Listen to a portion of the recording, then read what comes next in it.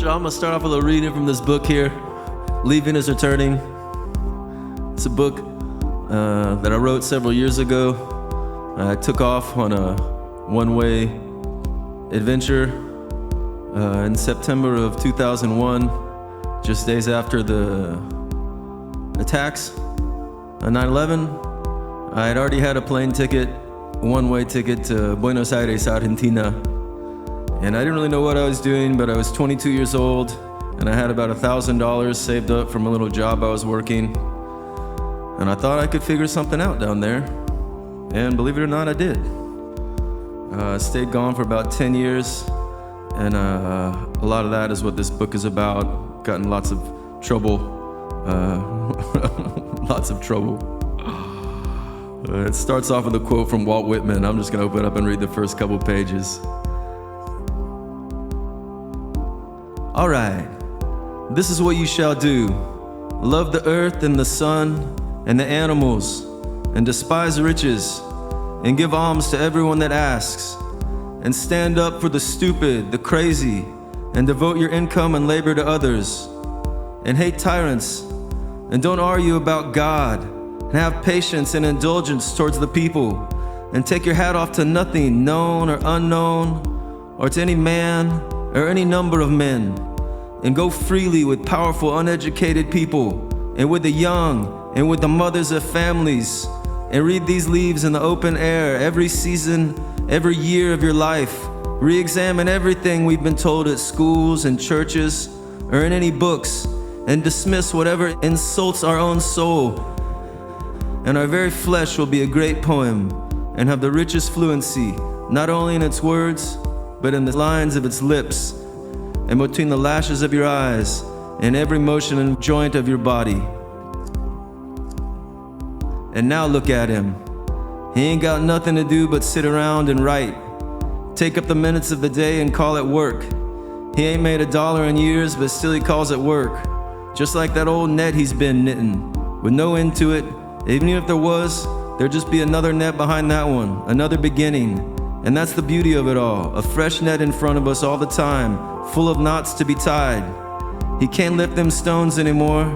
He can't haul them pots again. He's gotta try something. Even if you ain't no good at all at it, you gotta walk before you run. And ahora, you's caminando, the song of the future.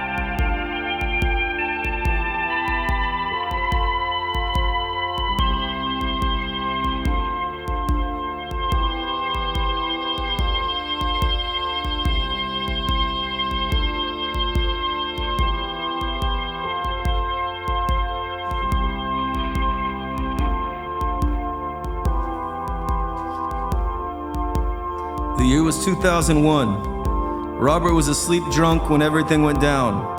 It was nearly noon and the sun was hot when he finally woke up and turned on the television and saw what was going down. The day was September 11th, 2001. The first thing he did was go wake up his friend Clint. Clint was even drunker than he was and probably would have slept until 2 or 3 o'clock uninterrupted. The two of them rubbed their eyes and moved around the little house nervously, as if awaiting an earthquake or some other God-ordained natural disaster. They kept asking themselves if this was really happening, if this is truth, if the fighting had already begun. There were 22 living in Galveston, Texas.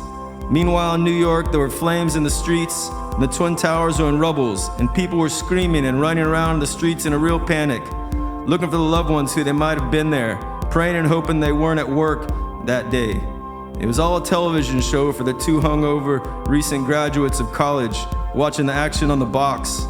They were half shuddering and half wondering what the hell was happening. Robert went through all the lists of people he knew working in New York and their financial jobs and wondered if any of them were around. He almost wanted to know someone there. It was a half secret that he hid behind in shock and sorrow of his voice and his mind. The day was hot. It was a weekday and they had no business being out drinking late. But that was who they were and that was what they did.